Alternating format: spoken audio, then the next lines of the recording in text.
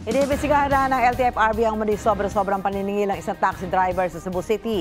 Sa Ilocos Sur naman, patay ang anak ng mayor sa aksidente. Paspasan natin ang mga nahuli cam na balitang dapat alam mo. Nagsalpukan sa highway ang isang SUV at motorsiklo sa Santa Ilocos Sur. Tumalsik ang rider na kapitan ng barangay at anak ng mayor. Nasawi siya dahil sa tindi ng impact. Nagkausap na ang driver ng SUV at pamilya ng biktima na hindi na raw magsasampa ng kaso. Truck at tricycle naman ang nagbanggaan sa Calasiao, Pangasinan. Dead on arrival sa ospital ang 2 taong gulang na bata na pasahero ng tricycle. Sugat na naman ang 5 pang sakay ng tricycle, kabilang ang driver. Tumanggi na magbigay ng pahayag ang pamilya ng biktima. Nakatakda raw mag-usap ang pamilya ng biktima at driver ng truck.